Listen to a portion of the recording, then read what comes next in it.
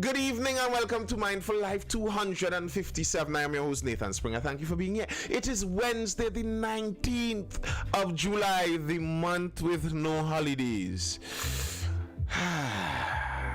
But it is a Wednesday, middle of the week, hump day as some people call it. And on this middle of the week, we talk Tobago business. We talk Tobago. I am from the beautiful Twin Isle Republic of Trinidad and Tobago. I'm streaming live on Instagram, on TikTok, and on YouTube. Wherever you are viewing this, hit that like button. It does help with the algorithm, sending out the notifications to more people faster. Hey, come in the live. This guy is talking some good stuff. Let's discuss what we're doing here. And we're talking Tobago issues today. Tobago issues. And Tobago issues seem to be heated. Tobago seems to be heating up. Well, I suppose most people may be aware already of the voice note business that has been going on over in Tobago for some time now, where an alleged voice note, allegedly with the voices of the chief secretary and another high-up executive member, conversing about using taxpayers' funds to push propaganda, allegedly. Now, the thing is, certain parts of that aren't totally alleged, because the chief secretary admitted, he said, that is my voice. So there are certain parts of that are not alleged. Just to let you all know, TNT are both amazing places. Thank you, Baptins. But yes, he admitted that the voice was his. And since then, I said this, and I'm going to reiterate it. Okay, Sean, I'm going to reiterate it again. I think this whole Tobago issue could have some jailbreaking in it. I hope that any of the small fries, you aren't a big fish, you aren't getting anything large out of this. I hope you run clear, stay clear. So if the jail cells start calling names, your little peewee small fry name will not be called in it. That's my advice, because it seems like Tata might hit the fan in this thing. It may have some spraying of Tata after it hits the fan. And I said before, and I'm reiterating again, part of it could be, if you are a supporter of the TPP, if you're a supporter of this new group, you could feel hard done by to some extent, but that's just reality. Also, the Clintons have allegedly been running corrupt practices for the better part of half of a century. They're still out there, while there are some new people jump up in corruption and within a year you make a jail. There is some value to experience at the end of the day. You can't deny the value of experience, even in corruption. So they didn't seem like they were very experienced in the whole thing. And I think in the fallout in and of itself, how they dealt with the fallout. First up, I think it may not have been wise for Mr. Farley to deal with the first set of coming out in a public forum where he says this is not THA business, I'm speaking on behalf of the party. He put himself in the open that way. But yes, Mr. Pandy made a brief stint in jail, a brief stint. But this time it seemed like the chief secretary changed that strategy. He didn't go out there saying that this is me all on my own. He was speaking on behalf of the THA this time. He spoke it inside of the chamber. So there may be some protection for him there, and I think that protection might be needed for some of those allegations made. But let's jump into some of the stories that have been going on around a lot of this, and we'll see how it's shaping up. Homes searched in THA probe. Yikes.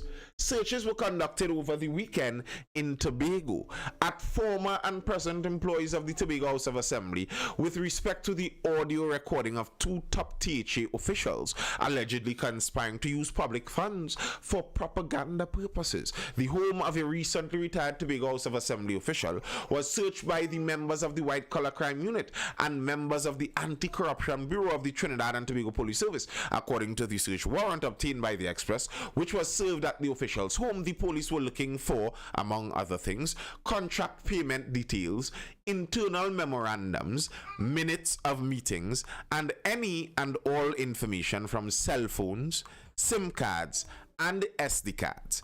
Images, calendars, phone books, contacts, Wi-Fi information, GPS information, internet history, and cyber data.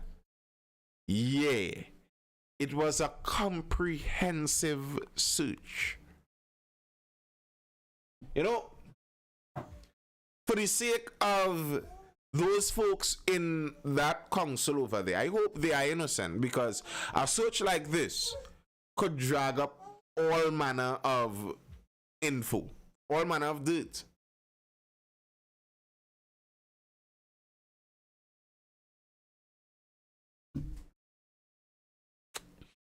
You know, Jamie Ford says, go Pollock in, see Pollock seems like Farley will soon know where barley grows. You know, growing up, I always heard that statement, you would find out where barley grows. I always wanted to know where that statement come from. When they say find out where barley grows, what's that? So, I mean, I understand it's a euphemism for licks. Yes, I understand. But what happened to the barley? What does barley have to do with cocktail? But yes, it seems like some of this may have a sting in the tail. And if their noses were clean, then I suppose there's nothing to worry about here.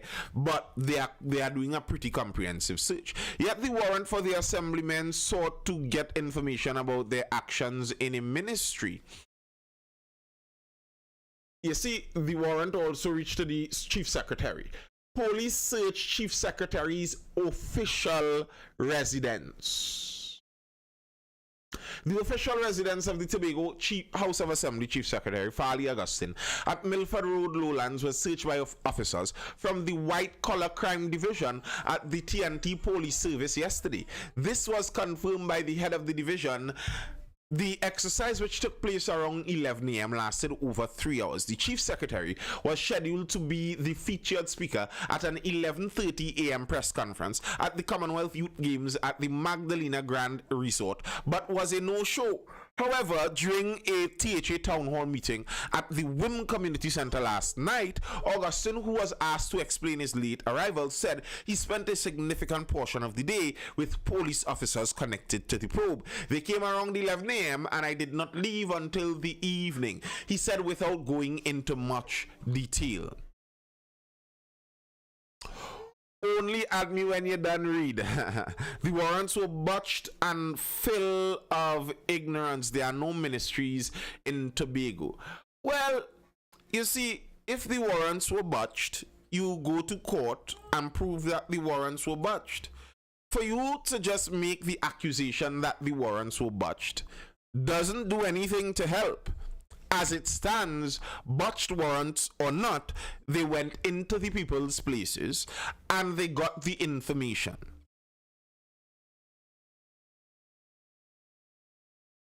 I suppose I'm guessing you could read Kersham.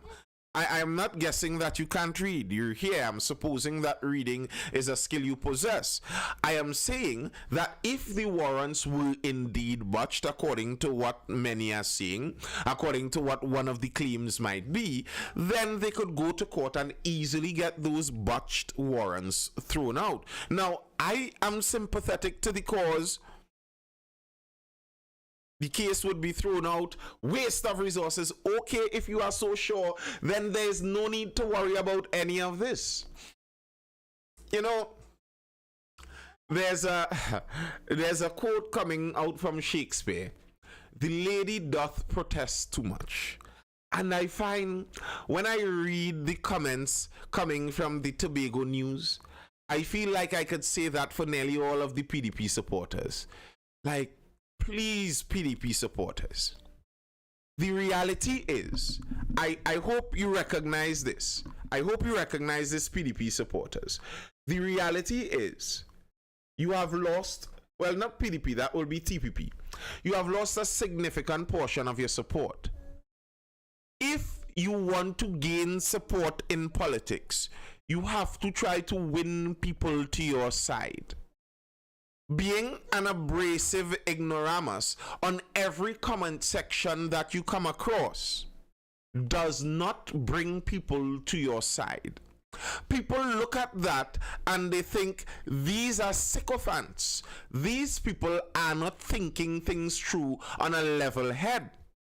These people will support their leader straight off of a cliff. They scare me.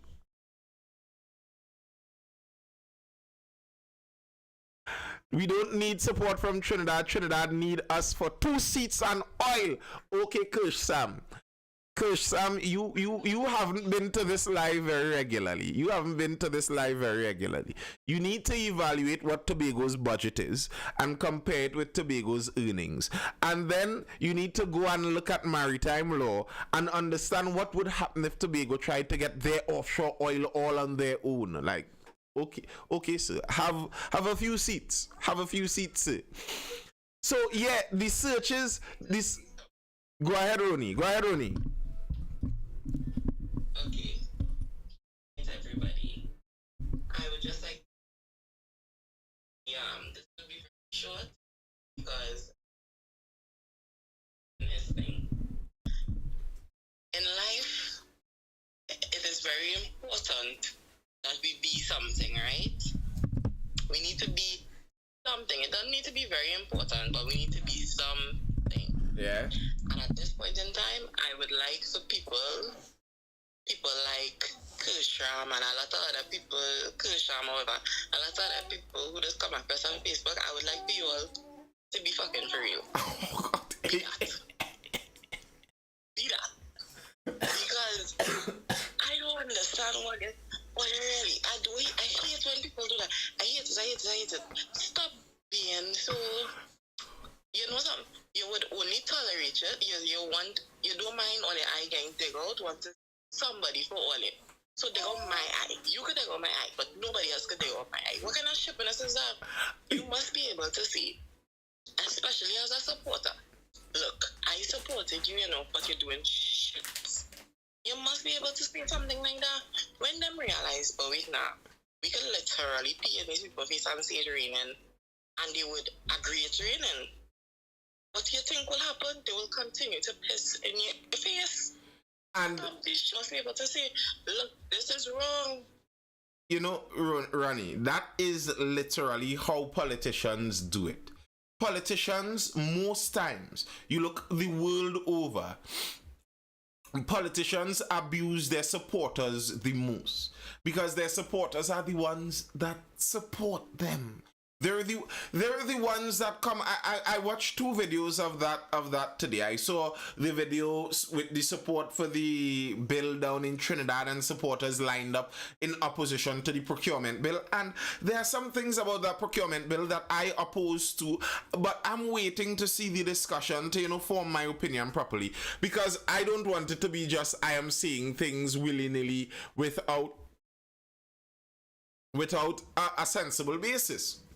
But I see supporters out there. I wonder if, as many people do, they go with a camera and questions and ask them about this thing. Ask them about the procurement bill. Okay, you oppose this. What do you oppose about it? What do you oppose?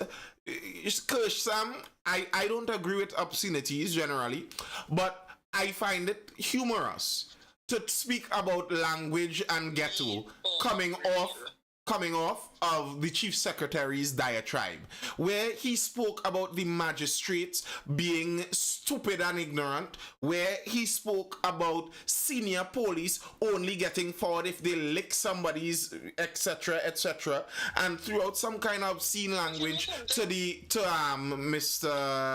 Duke also. So ease me up with the pearl clutching, like, oh no, language is so ghetto and weak. But when my person does it, you go, Fally. This is hypocrisy. It's literally the same thing she was just speaking about. You have to be reasonable in your politics. If your standard is obscene language is bad, then hold it across the board.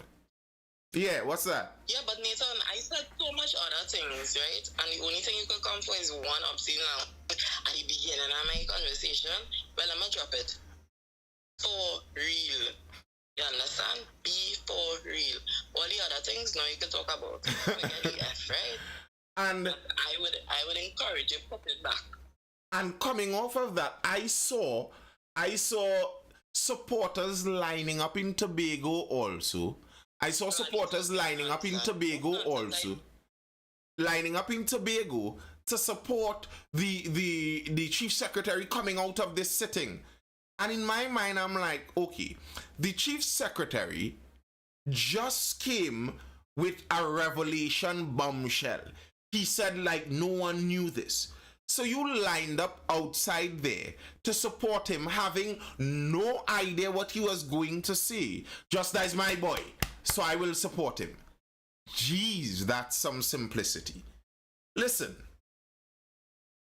this is how countries reach into terrible places in politics. Just because you find one party is disagreeable, you cannot throw blind support behind another. Like, you need to fix yourself and ask yourself this question. What can the group that I support, and this goes for any support of any group, even if you support the central government in Trinidad, the PNM, you need to give yourself this question. What can they do that would make me not support them? And if the answer is nothing, you're in trouble. You're in trouble. That's a horrible answer. That's the answer that is the reason democide is the leading cause of human death. I regularly speak about this. Democide, where a government kills its own citizens beside disease, is the leading cause of human death throughout history. Governments. And that's why. Because it's not a government by itself. It's a government with blind support. A government who could get blind support to say anything we do is okay. Ridiculous, really and truly. The parties abuse the faith and confidence these people have in their parties. Listen, like I nearly feel sometimes like people deserve to be abused for the kind of stupid blind loyalty they put into politicians. You see these people lying to your face, and then you would go outside of a political chamber to hug up and cry, to hug up somebody and pat them, oh gosh, you're doing so good. Like, I find this so pathetic. This is so pathetic, but it's kind of a fall down from the colonial system where, you know, you could have your abusive masters, but you get this kind of blind, dying loyalty for your abusers. Why should the police and army swarm the homes of our elected officials, dozens of them? Listen, Curse Sam, I don't know if you understand what you are saying. You are saying that the police and army should not be able to raid the homes of politicians. You see, many people, as Ronnie was rightfully saying, seem to only understand the sense in these things, seem to only understand the sense in these things when they're on the other foot. If a politician does a crime, and they are the opposing politician to you, you would pray for the day, you would relish the day to see a jeep full of police and army rush down on their house. You would, very likely, you may not be a fan of Dr. Rowley. If it turned out that Dr. Rowley was in some kind of something with the contractor in Tobago, with the plannings building, and police raided his home and the contractor's home, I could assure you, you would have been cheering, yes, that's it, TTPS, do your work. But now, how dare they raid the homes of our elected leaders? Sure. What's that, Ronnie? No, I was now going to ask if it was Rowley house or seeing that, Tobago, if it was Kelvin house that they raid, they wouldn't have a problem with it. You understand? Nobody has a problem when it's not their person, which is what I said earlier. Dig out my eye because you are me. You are my person, so you dig out my eye. I give you that permission. But nobody else is allowed to do it. Don't allow anybody to dig out your eye, whether they are your person or not. Exactly. That is the thing. Like, it's your eye. Why you saying Militant Rockstar? Who is that Kirsan person? Punching? What's that? They're under the influence? It was excessive force, that is the point. I don't know it was... Here's the thing, Kirsch Sam. So don't tell me I cannot talk about it. Here's the thing, Kirsch Sam. If you guys lack info on Tobago or cannot have an unbiased discussion, it's best to leave it alone. Hey, Travis Gardner, no! This is my life. If you don't like it, leave. And you could block me too, so you never see the live. Every Wednesday I talk Tobago. You don't like it, don't come in the live. Every Wednesday, Tobago and the THE and the Chief Secretary. Because this is the Republic of Trinidad and Tobago. When I pay taxes, some of my taxes are sent off to Tobago because Tobago brings in about 200 million and they demand 4 billion to be spent. So yeah, we talk about those issues. Relax. Nathan, he has some entertaining lives, seldomly sober though, but entertaining. I see. It was excessive force. Here's what I'll say, Coach Sam. I don't know if it was excessive force. I don't know if it was excessive force. You see, when you look at how white-collar crime is generally dealt with, when they raided the apartment of the minister's son, during the pandemic, when he held the boat cruise that was a floating restaurant. I don't know if you all remember that. And they seized his phones and his devices and they wanted more. If you looked at the footage from there, there were many officers. That's how white-collar crime does it. I know the name Jamie and Otis. You all could say it in the chat. I just didn't want to overly mention people's name. You know, people who have access to lawyers quickly. But when they raided it by his apartment, it was replete with police all over the place. That's how they do white-collar raids, because they're trying to get information. They're trying to get information. That's how you look, Nell. If you could go back through Trinidad, and there isn't a whole lot of white-collar raids, but look at all white-collar. When they raided DSS, now granted they had some weight to carry when they raided DSS, but it was a white-collar raid basically. It wasn't a matter of bandits on the inside with guns that you have to shoot out, and they had army, police. Some alleged special guys went in and took their own something allegedly. That's how those raids go. So what basis are we saying it's excessive force? That's not necessarily true. We don't know that. Wetback says, what about a tactical? The other guy in San Juan, was that excessive too? Exactly, Wetback. AE tactical. But I say exactly. Oh my goodness. Okay, so this is the problem with why they go like that, right? If I walk through your door, me alone, I picking up one computer here, you deleting stuff on the next computer over there. That makes no sense. We have to move and take everything as soon as possible. We don't want you deleting nothing. We don't want you messaging nobody to say nothing. We need it now, right? I have not said anything. I read in this person comment talking nonsense, I talking bias, and all these things. I have not made any points on either side. What I have said was blanket statements across the board that could be applied to every party, both in Trinidad and Tobago. So I don't know where this bias coming from. You have a bias, and you damn well know it. You have a bias for you who you want, and this is the thing. Once you're not backing what you want, you automatically oppose. But that is not true. It is not that I am not backing. It is I am not allowing you to lie to me. You have a person come to Parliament, which is, listen, I know this thing, everybody went and say, Emailgate was the same thing. Dr. Rowley, as much as Emailgate was very, very weird, he never came forward and said who the whistleblower was. He didn't name the person, he didn't make a video of the person. So that person was safe as a CI briefcase or whatever the saying is. For a whole video with this Akil, and I could call his name because Fali call it quote unquote, quote Akil, whatever his name is, unquote, right? That is probably what Fali say. Abdul, quote Akil Abdul, unquote. That is what Fali said is the man name, right? You literally go on this man Facebook, and the very second picture on this man's profile picture is a PDP picture, right? Secondly, in the video, the man is wearing glasses. I don't know if Fali did not vet this video. In the glasses, you are seeing a ring light, right? Thirdly, Fali said, you record the man without him knowing, which is that is illegal. Do we forget? Oh no, not illegal. It is not admissible in court. You can't use that in court, so I don't know how you can use that in parliament. You cannot record somebody without their permission. It is not.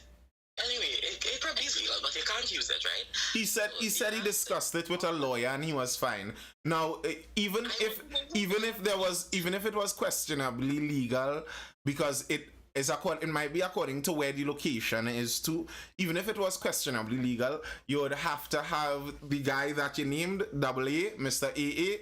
He would have very likely had to press charges. And I am sorry. I do not buy this. Just now, Ronnie, let me read through some of the story here.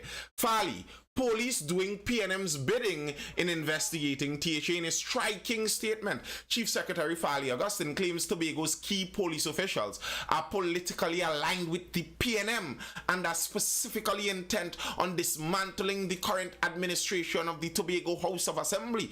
During an emergency sitting of the Assembly on Wednesday morning, Augustine said, but when the police officers go to work with balize under their khaki suits, or when the laws and mechanisms for choosing a leader of the TTPS forces prospective leaders to kiss the royal behinds of the sitting prime minister, simply non-illegal concepts will become criminalized for the sole purpose of distressing those who have a different political point of view from those in power. You see, I regularly criticize the police. Regularly. You all in the live, you all know that. The police get criticism from me very regularly. But something like this is throwing out nearly the entire police force. If you as the governing force, yes, Sylvan, I know. You see, you are a witness. You are a witness. I will not say that serenity. I will not say police have no merit at all.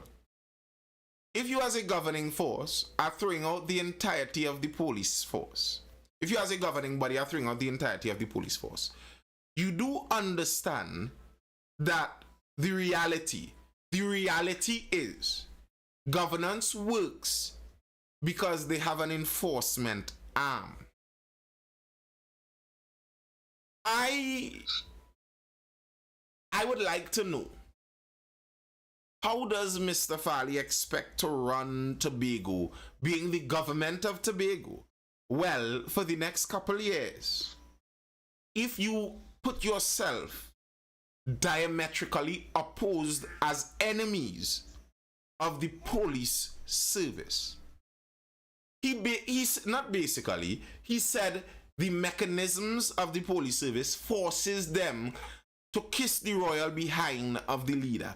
So any leader in the police service, he is telling you, you are a lick behind person. And you know, I don't want to get too crass. You are a lick behind person. Yeah. That's what he's telling all the leaders of the police. Okay. He is calling them as he see it. Okay. It would have been interesting to hear his opinion of the police before he was in governance. That would have been very interesting to hear. But, you know, If that's your view, that he's calling it as he sees it, and that's what he should do, okay. I would like to see this technique that the TPP has of making enemies of anyone who opposes them. I would like to see how far they expect to reach with that politically. I would like to see that. What's the roles and function of the Minister of National Security? Basically to outfit the branches of national security. Make sure they are functional. Make sure the overarching mechanisms are in place. Make sure funding is appropriate, etc. But yes, come tell me that personally. See if a space ain't developed in your teeth. Wait, tell who what? Are any elements within the police beyond reproach? Even the PM said they need to be vetted. Kirsch Sam, beyond reproach is different from saying that all high-ups are lick behinds. That's a whole different thing. And as I was saying, I would like to see how they expect to reach forward in politics by making enemies of every person that doesn't go along with their scheme. I don't see how you expect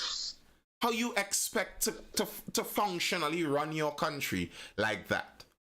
And maybe if you had a lot of power, if you had a lot of national power, then you could have poisoned the well, and now if the police come out with any information, then the country would be in an uproar and they would say the police are tainted, they're persecuted. Now I don't think, yes, he is trying to push a narrative, Richard Glubman, but that would work, for example, in the United States. So if Donald Trump could effectively push the narrative, which it could seem like that the Democrat Party is persecuting me, and that's why all these charges are coming up against me. Now, the FBI and their Department of Justice actually have to be a little worried about what they do to Trump, because he has some 80-something million supporters at least. If you arrest him and attempt to block him from going up for governance again, you could be and those people have guns over there. A lot of them. You could be flirting with some danger. But that narrative doesn't work for a fly-by-night Tobago party. I'm sorry if that sounds insulting, but I mean that in the literal sense. The party has literally formed this year. This isn't even the PDP. This is a new party.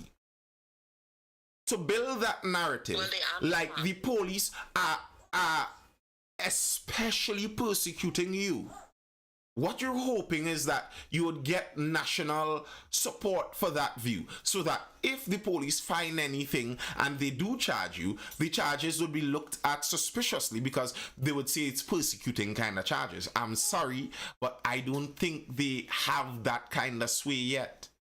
I don't think they have that sway. If the police come out now and say that they found evidence in the homes of the Tobagonian officials they searched, they found evidence to prove that they signed this contract, they found this contract, they found a copy of this contract, they found an email sent there and an email sent there, who in the country is going to question and think, that sounds too suspicious to believe. Mr. Farley really said that they're trying to put... Who is going to believe that? Tobagonians. Not Tobagonians in general. Not Tobagonians in general. Only the supporters of the TPP. And here's the problem with that. And this is a political campaigning thing. This is a political campaigning kind of thing. If you are trying to win politics, you're trying to see how much new voters you could get, how much voters besides your core.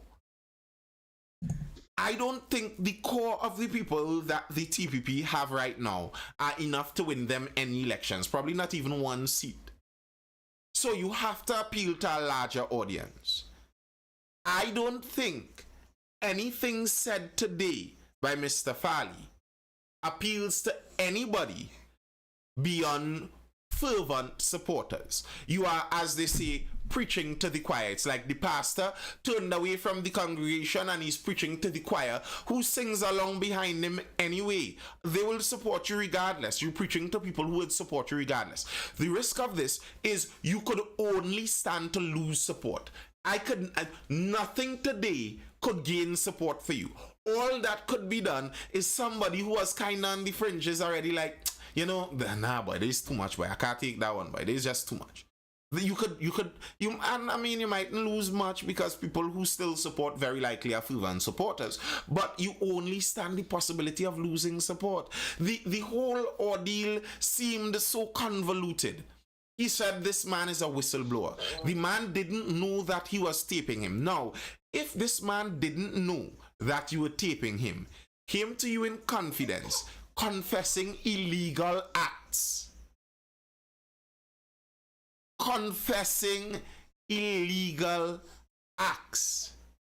and you come to expose him to the public, that man would be very upset. That's why, first off, I don't buy that story. That story does not add up.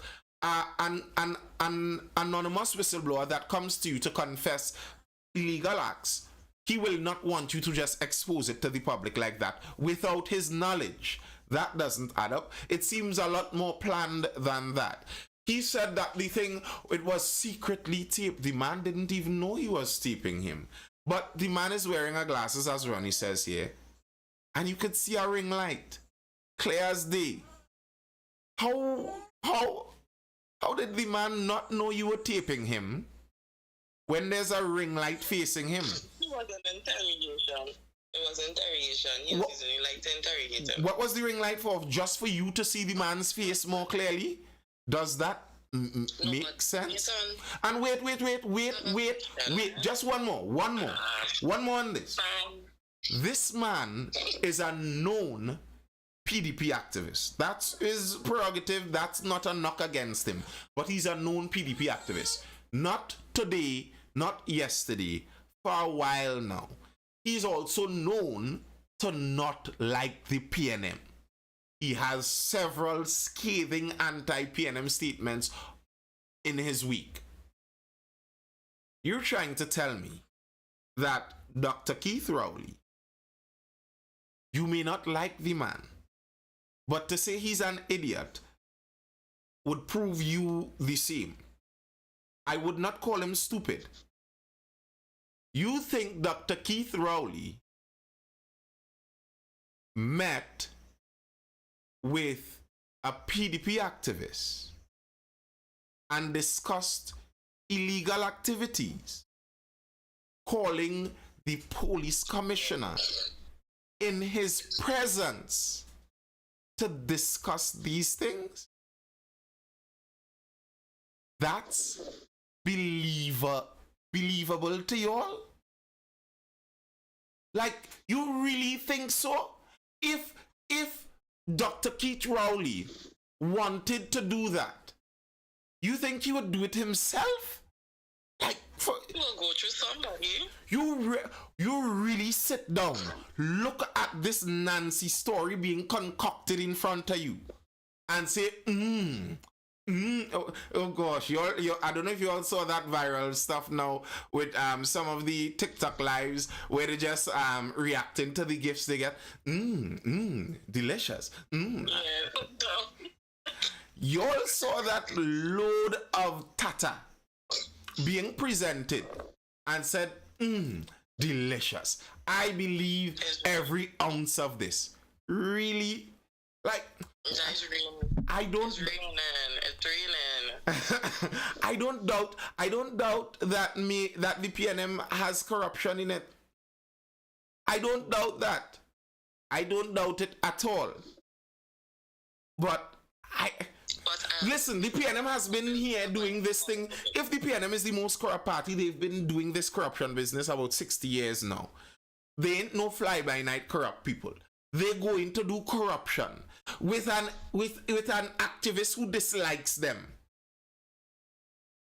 and discuss and pay him hundreds of thousands of dollars and discuss all the business. Like, come on, man. Really? And it was all secretly recorded. Secretly. Okay, good. Number two, I say. Yeah, Ronnie. Good. So, to touch on your secretly recording, right? One thing that really got me is the last recording, right? He was asking the man to identify. He was basically showing him a picture of the person who he had met with. So he had met with the Prime Minister, he had met with the Prime Minister's lawyer. He called the Commissioner of Police, was on the phone. If I have it correct me if I'm wrong. Correct me if I'm wrong. And the conversation was showing him a picture of a man, asking him if he's the man. And the Mr. Akil said, yes, he's the man. And in that same video, Farley turns the phone, the same what did the man with, and shows the picture of the man who he met with.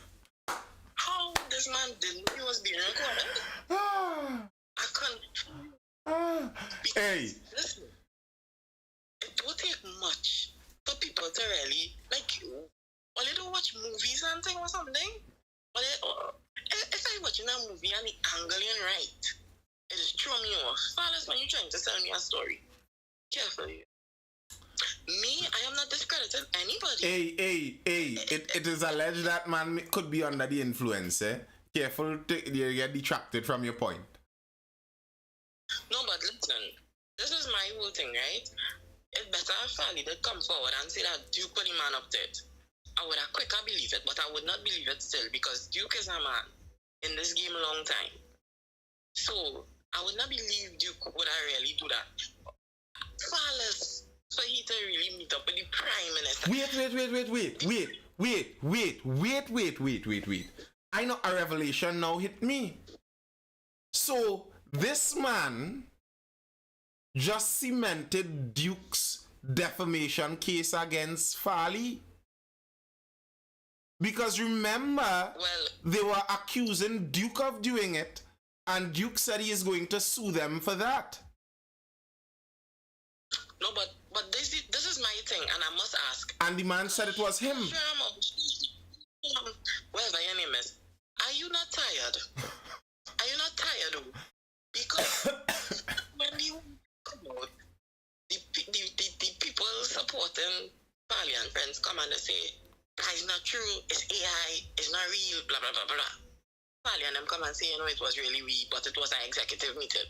Oh, that was in privacy. Now we come and we say, well, it wasn't an executive meeting. It was a political meeting. Well, they're running and support that now? Of course they are. It was a political meeting. It was a political meeting, yet it have no crowd in the background. Yet they talking to one another. What political meeting is that? It have a minute for that meeting? I'm confused. Why? And they know something? Just like how you had to treat with email gate with BS. Listen, you see skepticism? Have it. Please. Have it. Because when email gate come out, I was very skeptical about it. It was crazy. To this day, it's still crazy. Yes, it is. And you mean to tell me this person had a whole video type of Hollywood? It was a kind of Nollywood kind of vibe, because it wasn't up to par. It wasn't even Bollywood, but you understand, it was Trollywood, right? And while you're running with that, please have some sense, please, I beg. You know, stop taking these stories and running. The point you made, I like the point you made there about the changing of the location and the setting of the meeting, because every different changing of the setting has a different reason, and you're accepting each reason. So really and truly you're signaling that the reason is inconsequential. The matter is that once they give a reason, you would accept it. If it indeed was not them and it was AI, then that's good. You see how clean and clear they are? It was AI. That's the opposition trying to sully their name. They're trying to make them look bad. Okay, well, if you are saying it's AI and the opposition trying to make them look bad, you do understand by saying that you are admitting that what was said on the recording was not a good thing. All right, you admit that. Then they changed it around. No, it was us. But it was in an executive meeting we were discussing ideas. Well, no, then it's no longer a bad thing. Everybody does propaganda, you know. And I heard the chief secretary talking about that today. Everybody does propaganda. We have ministries of information, and acting like if we don't understand what we mean when we use propaganda in the general speaking. Okay. But then you went to that end. It was an executive meeting. And you see, that's the problem. People have no respect for privacy. That's why executive meetings are supposed to be conducted in private, because we discuss all kind of far out ideas out there, and it doesn't mean that we put those ideas into work. So it was okay, and yes, you see, that's a good reason. So privacy was broken. But then this man comes and says, no, actually it was a political meeting. So what happened to the privacy angle? The videos today prove that the police's main witness cannot be trusted. Sir, Mr. Kirschsam, are you saying that you are privy to the police investigations? Have you broken into the police building and read where they are in their investigations? Have they furnished you with the information about who their primary witness is? Or are you saying you have inside information about the police investigation? If that is so, I would like to highlight this to the TTPS. Any members of the TTPS currently in the live, there's a guy over in Tobago, Kirschsam, who has advanced information about your investigation. There may be a leak somewhere, or he may be spying inside of a police station. We are not, well, we up to the date that finally this is the last date we get, so. He's talking about up to date on the police investigation, so that we know that the police main witness is actually that guy. We're supposed to know that. But just now, how are we supposed to know that when Fali come forward and the first thing he said was, nobody don't have this information, so how the police have it? If nobody don't have it, breaking news. Nobody have this information, yet he's the police main witness. Make it make sense. Please, I beg thee, use the brains. Use the brains, please. Don't let them princess die. The allegations about the bad warrants and stuff are so that they don't necessarily need to find witnesses. If they could find the paper trail, that's the evidence they're looking for. The warrant wasn't to go find witnesses. Like, I don't even understand where it's really like pelting everything against the wall and trying to see what sticks. It was AI. It was an executive meeting and privacy was broken. It was a political the funniest part to me. Good night, Sylvan. The funniest part to me was when the guy told the chief secretary, Mr. Fali, you're forgetting. It wasn't an executive meeting, it was a party meeting, and I was sitting down right next to you. But wasn't it multiple people that said it was an executive meeting before? The whole exec said it was an executive meeting before. So is it that the whole exec is remembering false memories? Then we need to research that one. That's very interesting. If everyone is remembering the same false memory, that's maybe some telepathic kind of power there. We could research that. Either that or they're all lying. And it would be that they're obviously all lying, and people line up outside of the building to hug and kiss the liars and support them in that. Listen, I don't have a problem if you think still that even with all of these bad deeds, that because PNM is so evil to the core, that this is still the better option. You could think that. But please, have some dignity about it. Have some dignity, please. Like Kusham or whatever. Sorry, I keep mispronouncing your name.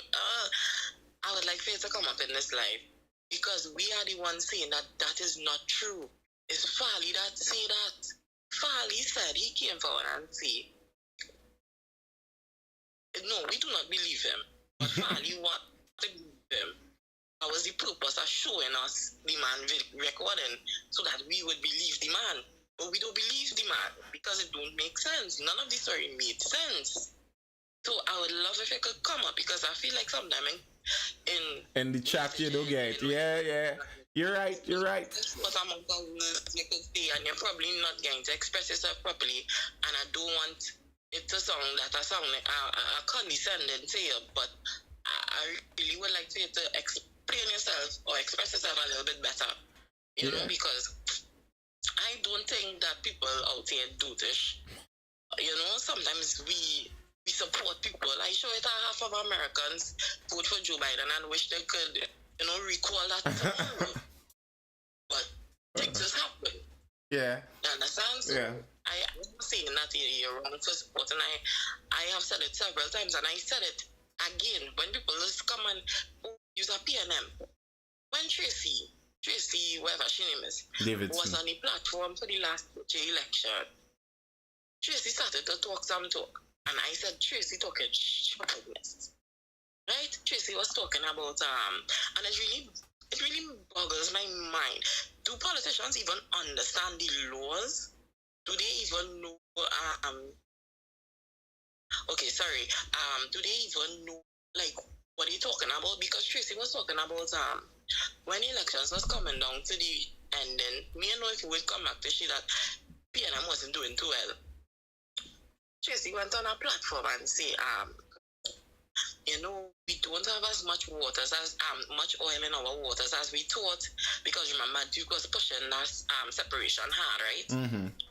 We don't have as much oil in the waters as we thought, and it's like, what sharpness are you talking, Tracy? The oil is there, but when we separate, is how much oil it could really get, because remember we are only 6 miles or something like that away from Venezuela. Mm-hmm. Low countries are up to 10 miles out of after their shore, they have up to 10 miles. So if Venezuela being bigger and badder, they might want to take whatever it have to spare out. Well, they would want to take whatever it have to spare in that 10-mile radius. So that was a better point to bring forward than saying, well, it do have the oil in the water as we thought.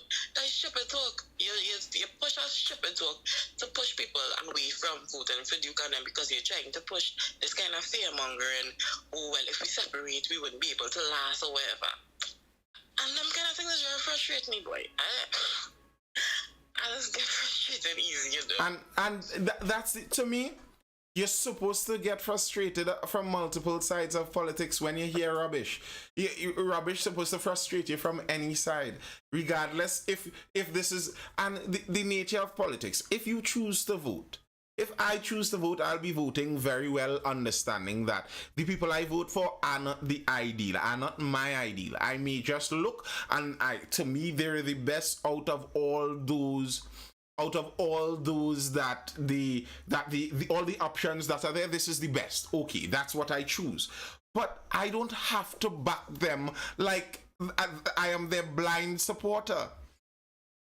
I chose you because I thought you were better than the other option. But if you do rubbish, I could look at it and say it was rubbish. Yeah, I voted for you, but you're still doing rubbish. That's not difficult to do. There's nothing forcing you, holding you in imprisonment to this. Don't be like that. To even start an oil rig needs a few billion in investment. That's why they usually just subcontract it. But yeah, there's oil out there. Yeah, there's oil, but oil is a ticklish business. If you're a country looking to just start up oil, you need to, generally speaking, have Guyana levels of oil for it to be worth it. Remember, the globalists out there, the international lawmakers are speaking consistently about climate change and moving away from oil and gas.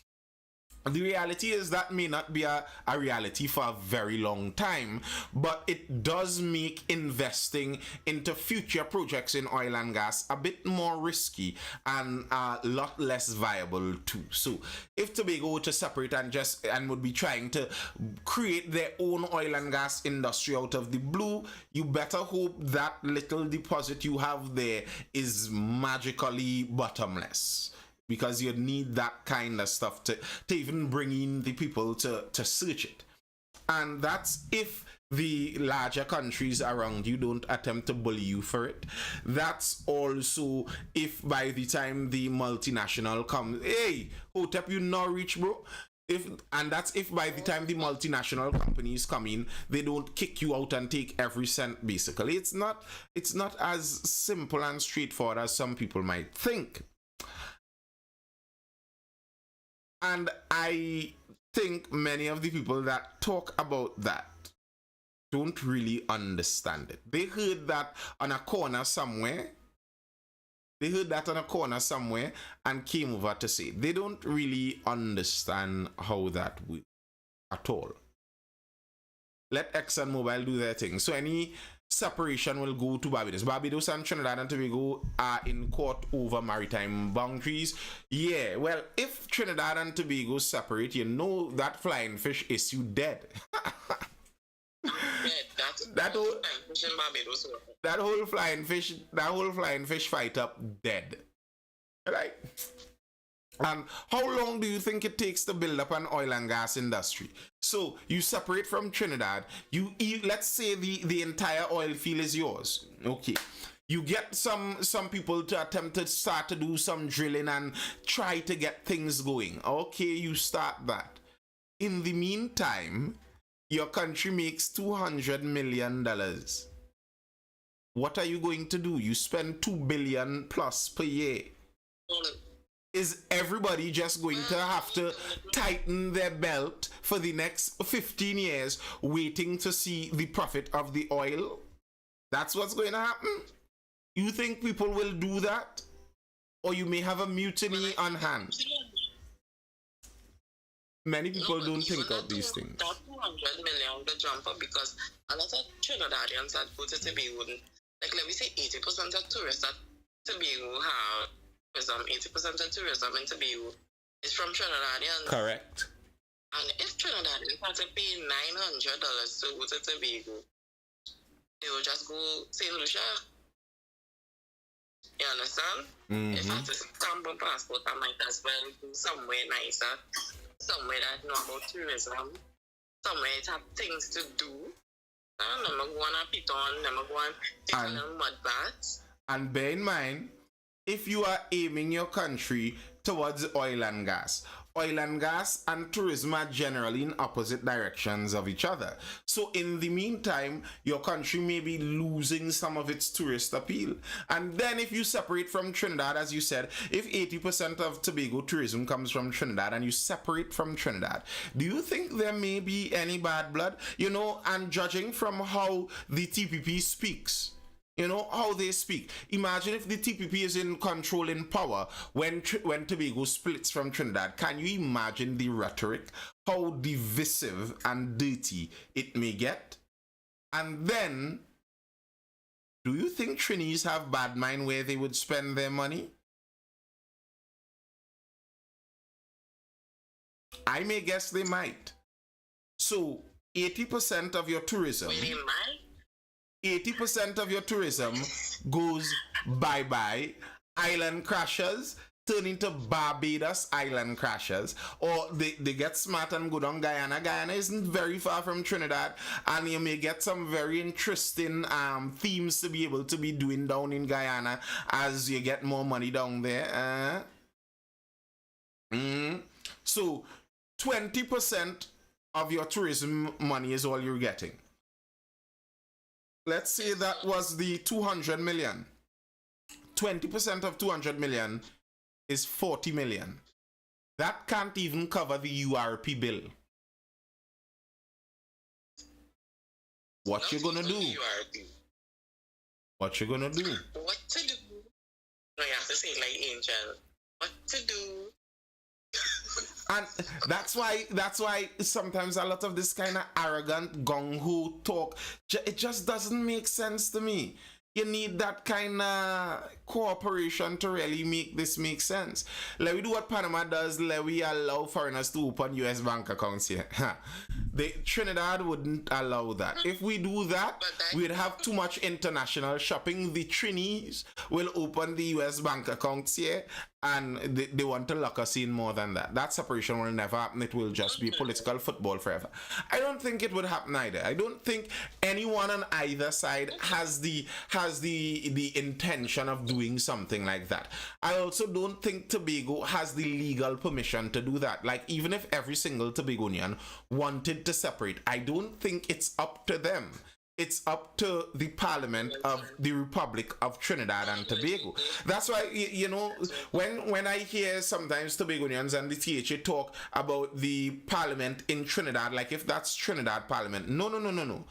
The House of Assembly is Tobago's House of Assembly. The Parliament in Port of Spain in the Red House is Trinidad and Tobago's Parliament. It's not Trinidad's Parliament. That Parliament, they have power over Tobago too. If Tobago want things done, it goes through ultimately that Parliament. Tobago needs to restrict land sales to locals alone now. Woo, that would cause some bacchanal. Not that I disagree with you necessarily, and I think in smaller islands it's obvious. It's obvious that you need, just now let me finish this thought, that you need protection to protect your locals. Now, Kirsch Sam, how is one elected to the Senate? How do you think someone is elected to the Senate?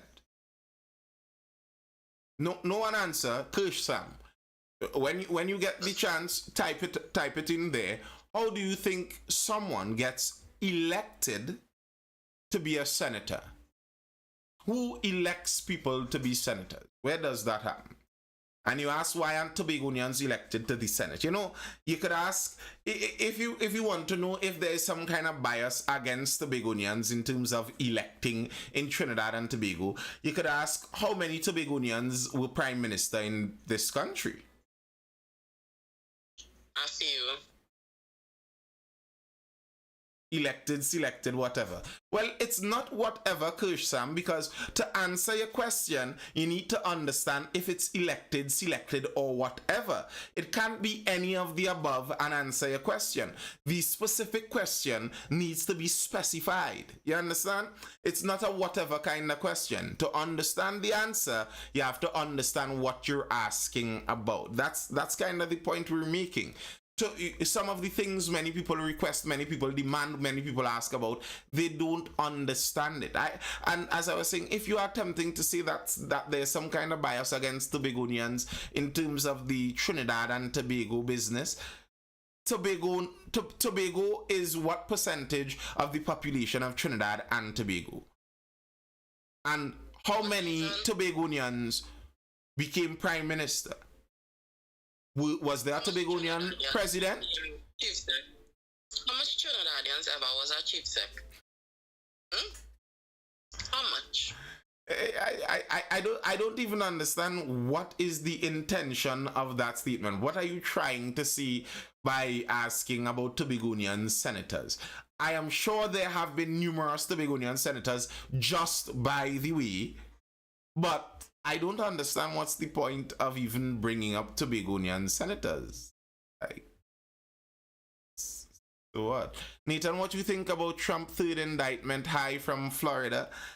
I think nearly all of Trump's indictments kind of the same way. When I read them, they sound ridiculous. They sound like things that you hear politicians in the United States being dragged before Congress and lying about every single day. It seems kind of obvious that it is a kind of political witch hunt going on. I don't think it's working because with every progressing charge and indictment, he keeps breaking records in fundraising. They're just energizing his base. But I think that some people are saying that they are aiming ultimately to get him off the ballot in some places, because if he's federally indicted in certain places, he may not be able to be on the ballot. People may not be able to vote for him in certain states. Now, the thing is, I think if they do that, they may be risking civil war quite literally in the United States. Because what that would effectively be is the unelected, as the Republican side would call it, the unelected deep state, the DOJ, the administrators in governance. They would have devised a plan to get rid of a popular president. So these guys are unelected. This is an argument that they have regularly over there. They have a large contingent of people that make decisions in the political framework, in the governmental setup, and they are not elected. And if you have it that they are able to get a very popular president to not be on the ballot, not that they beat him at the election, they get away to work their legal machinations so that he is not on the ballot. I think a lot of people would be very unhappy for that, and I don't think it would end well. And still less of a crime than what HRC did. Yes, nothing he did even comes close to what has been proven that Miss Hillary Rodham Clinton has done. The deletion of files and all of that, but that's US politics. I don't know if you want to dive in that much there. Trump for president, he winning? Who said that? I would be very interested to see who he runs against, because I mean, Biden seems like he is falling apart. Who else is there? Land, air, and sea Tobago is way bigger than Trinidad. Trinidad has little ocean.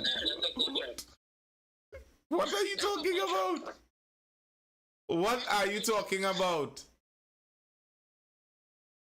Trump, I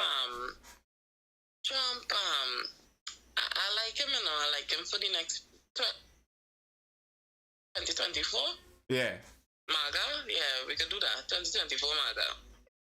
Because you see Joe and all that thing.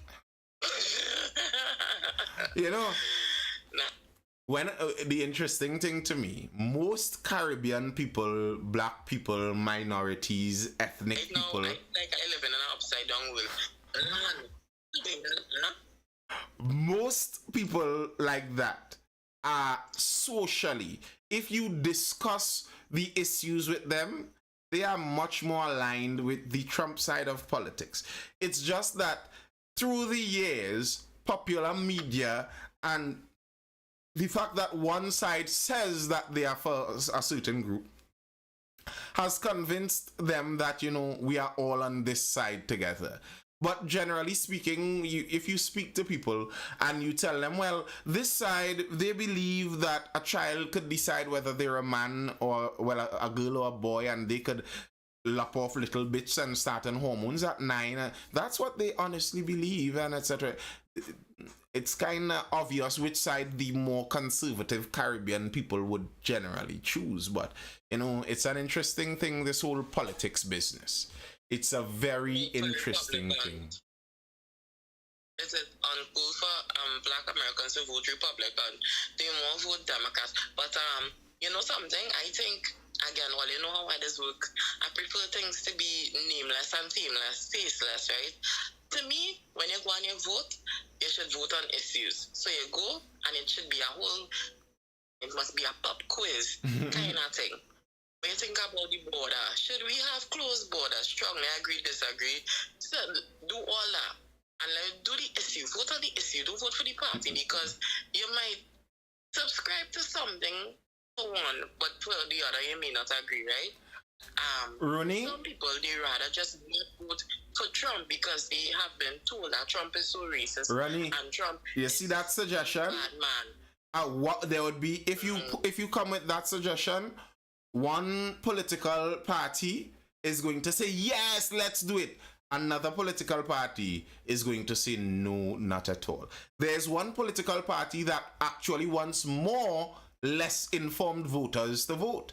They want to lower the voting age. They want everyone to be able to vote whether they understand or not. To me, when I hear people say things like that, I lose trust for you one time, because you would like to put things through that people without understanding will select. I'm not for that. Nathan, you think our PM will follow Jamaican blank diplomatic immunity on those grounds? You know, I don't really think so. I think Trinidad might be a bit more progressive than that in that sense, and I think they may do something like that and not say anything about it. That's what might happen in Trinidad and Tobago. Chances are. Which party wanted to do that, Nathan? Well, not in Trinidad I'm talking about. That's in the United States. The Democrats have been clamoring to lower the voting age for a very long time now. They want to open up the voting. Their aim is to open voting up more and more and more. While, you know, as I've gotten older, I have understood why voting at one point in time was for the landowners only.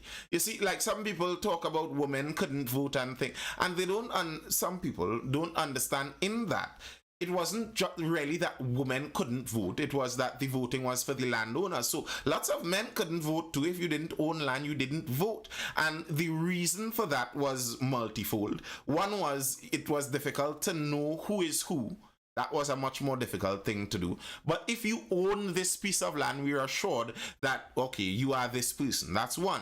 Two, if you own land in the country, you have a stake. You have something to lose. I know you won't just vote for the suicide of the country because you have a stake in the country going good. So landowners are the voters. But when that changed to everyone voting whether they own a stake or not, you get people voting for strange things. The Dems think black people are not smart enough to get an ID. Yes, they say that. But I don't think most of them actually believe that. That's not what they believe. That's a technique. That's a technique to allow for no voter ID, to allow them to be able to get what they want passed through. I don't think they actually believe that black people can't get IDs. What's that?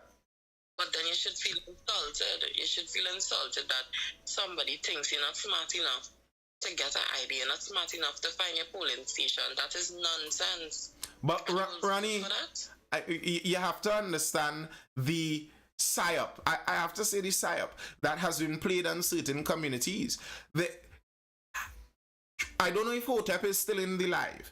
Trini Hotep, first thing this morning on Twitter, I see Trini Hotep in a kind of discussion there. Some random online influencer, black lady in London, talking crass about some kind of thing. Yeah, Hotep, what she's going to do and who's behind she's going to eat and what she... And irking out, there were some white people there and they were like, what's going on? And if you see these black people on Twitter, oh yes, slay queen. If you know how I like disrupting the white gaze and this respectability politics, and you're only trying to impress the white gaze, and the decency is white supremacy. What? Nathan, everything is white supremacy. Eating 3 square meals is white supremacy.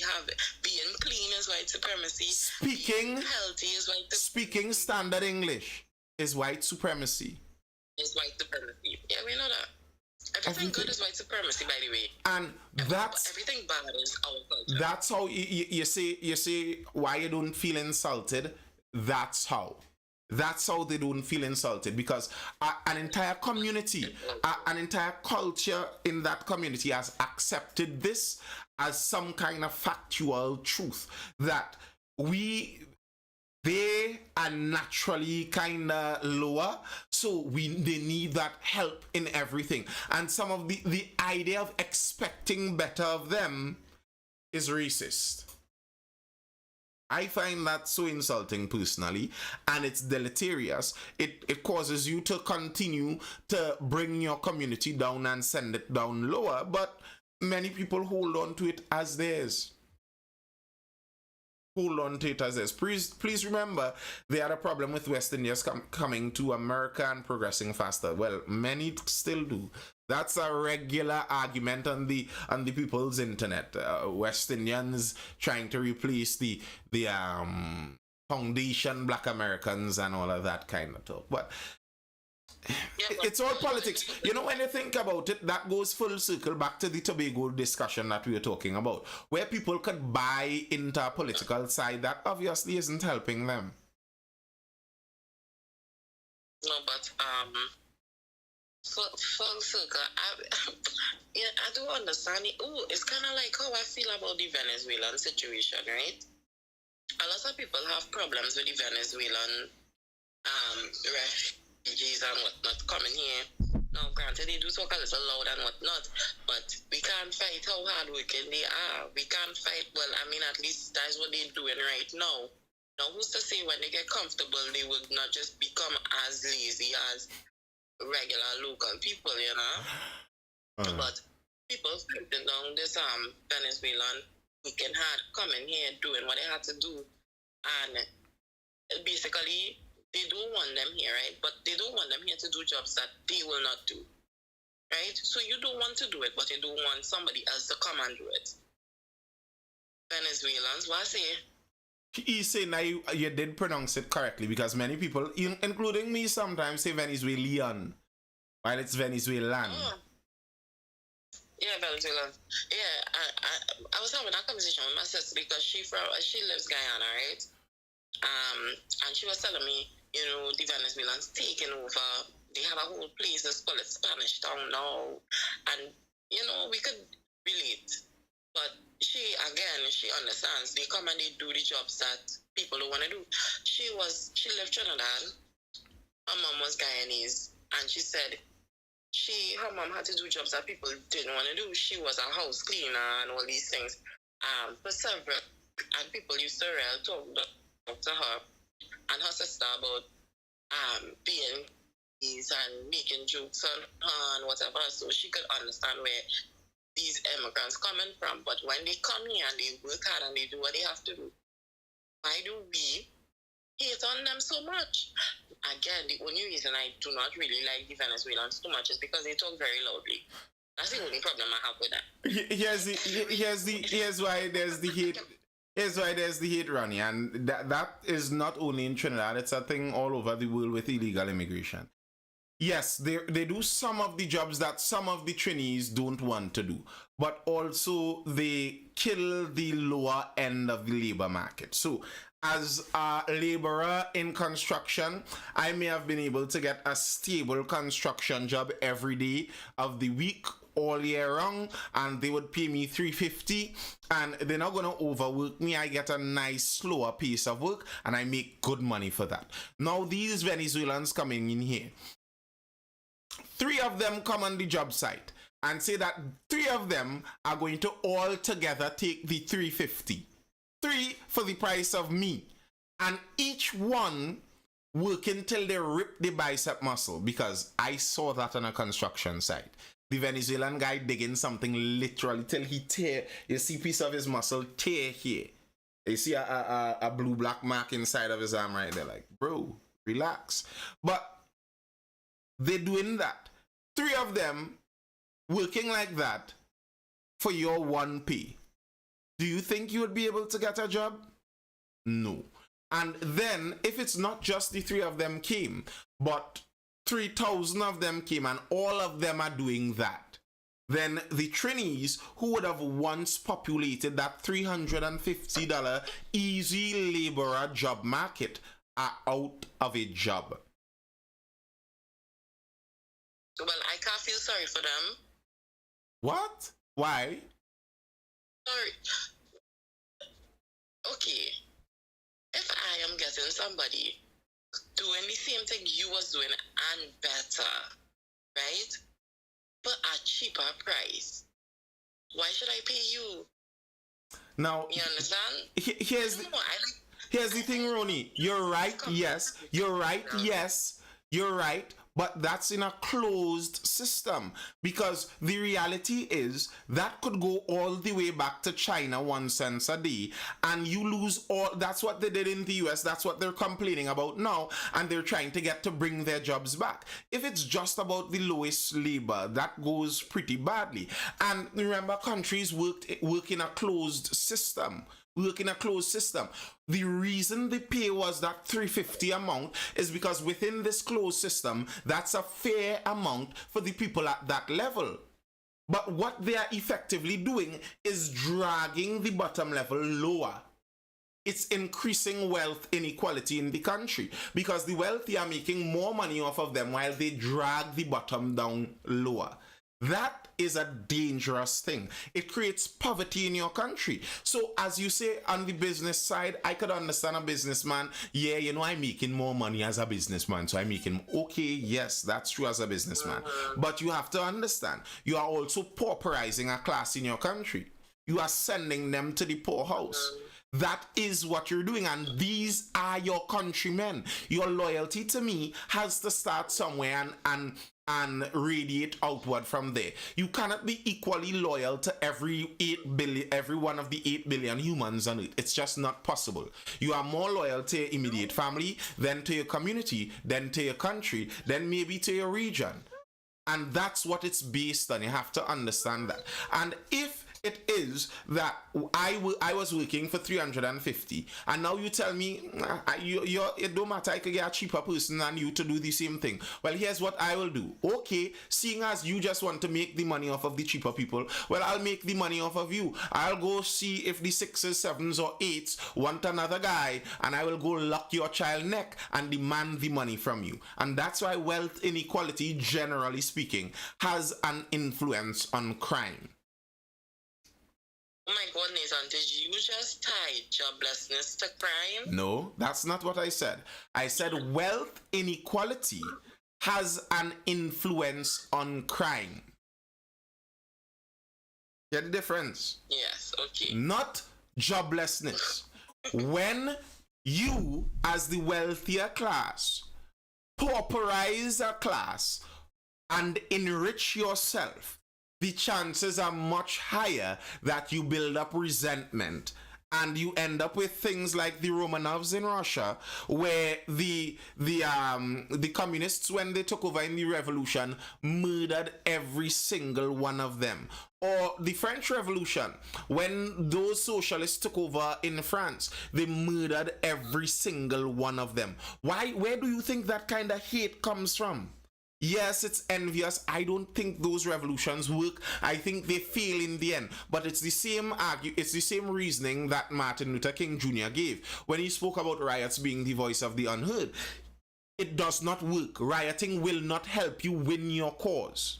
It will not help you win your cause.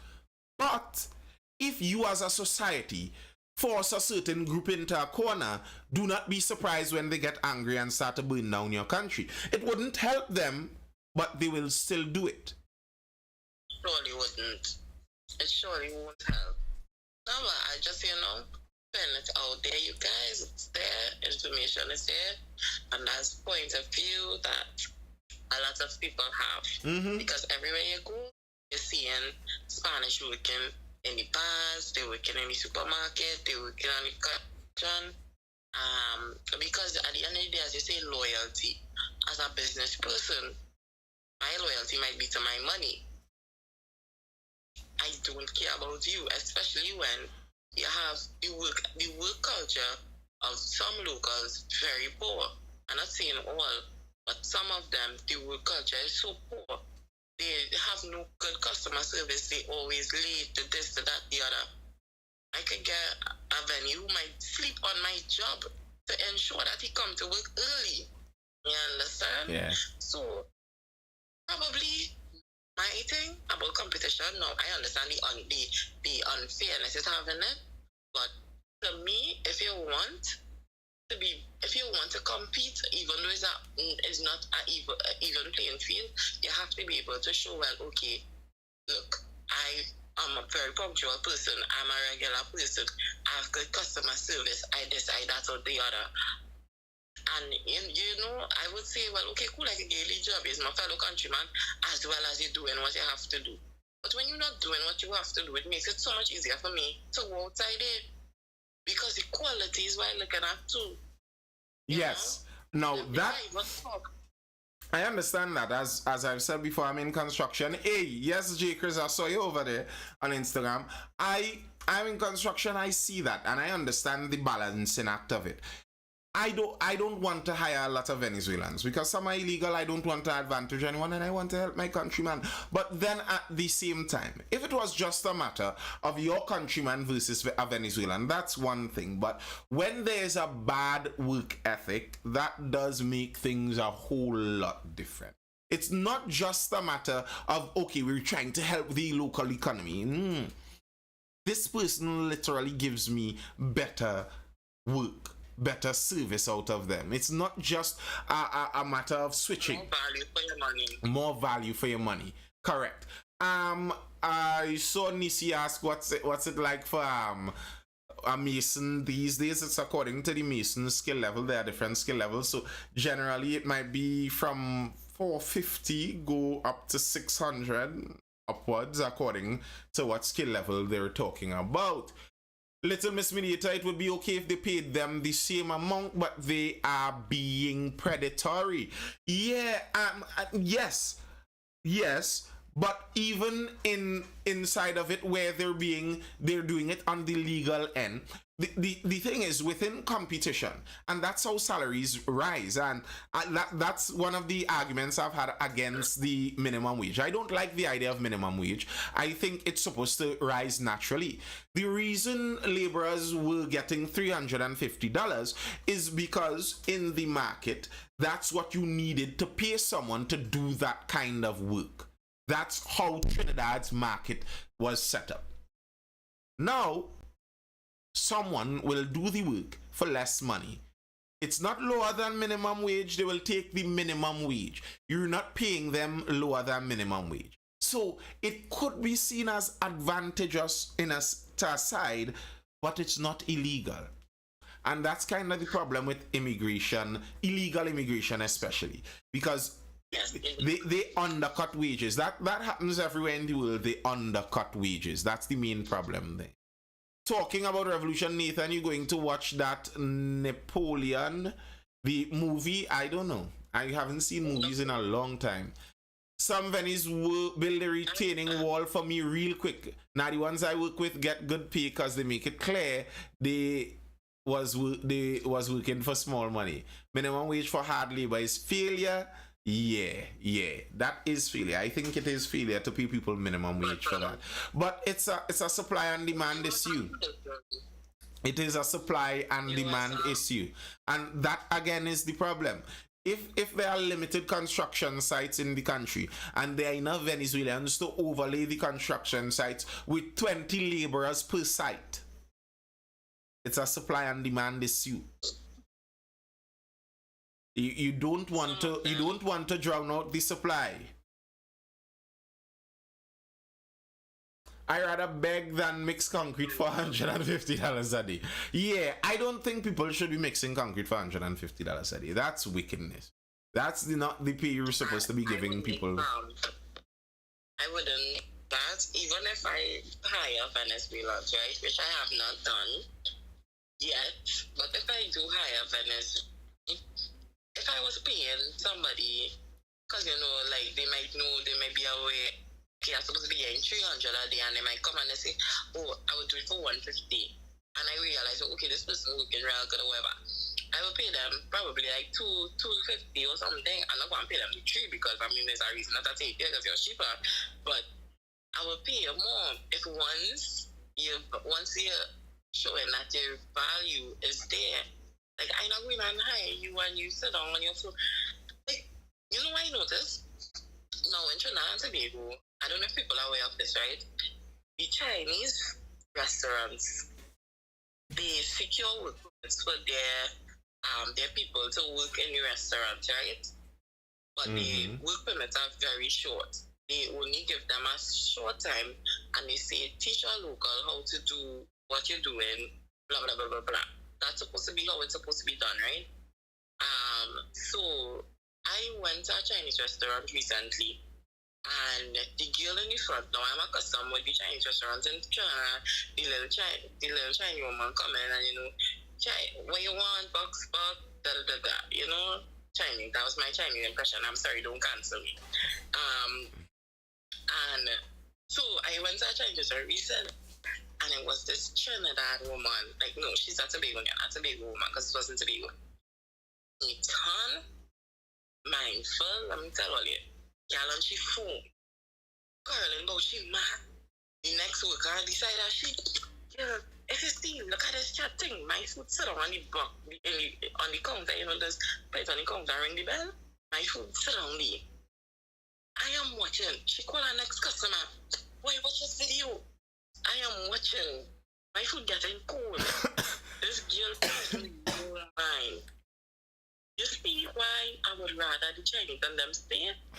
Please stay and make my Chinese food. Please stay and get me my Chinese food. Because it is the ghetto. I promise you. And I can't talk about that Chinese restaurant because I have to interact with these girls in particular because they're very, very, my goodness, I cannot stress how ghetto I just feel. I feel like it have a Chinese restaurant. I don't know, I don't want to say it out of words. Please don't cancel me. But yeah, it's real bad. I somebody. Cause oh my goodness. But Nisi, you see that? That is Trini behavior. I don't understand that personally. Like I mean, I could feed you. I don't mind feeding you. The food is not something, but food costs money, and I pay in your boss. Like some Trinitantes, they believe in that, and this not coming out of your pay. They must cook for the workers. If you don't cook for the workers, what you mean you ain't cook? You ain't gonna put a pay out? But no.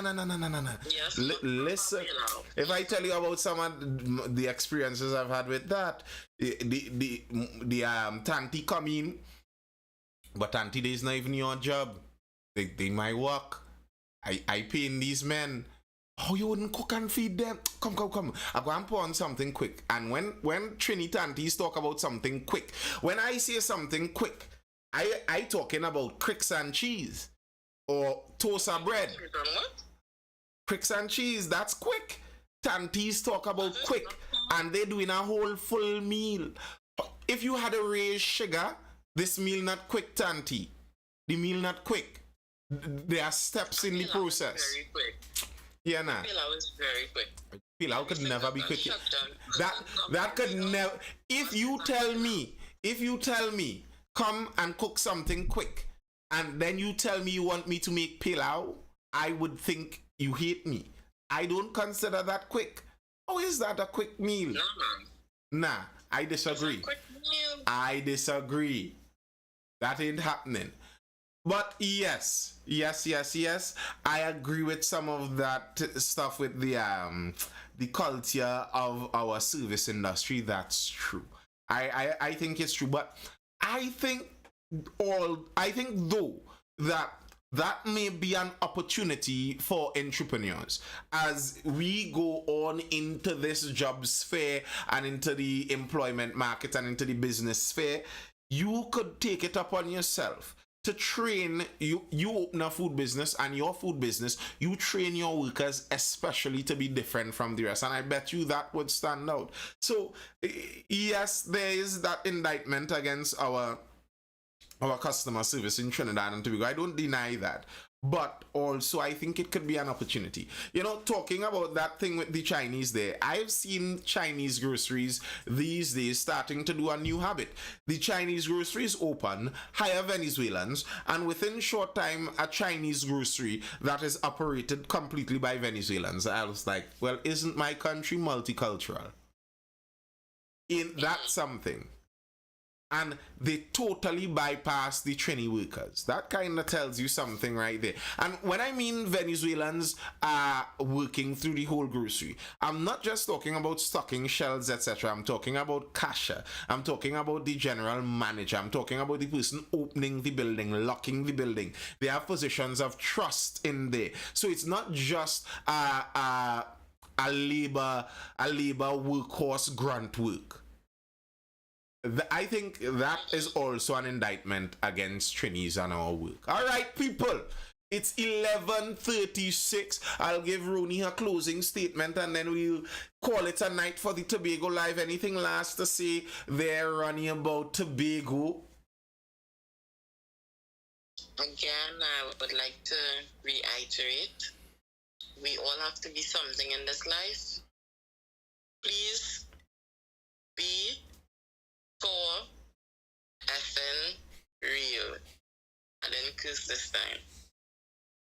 Be for effing real. Yep. Good night.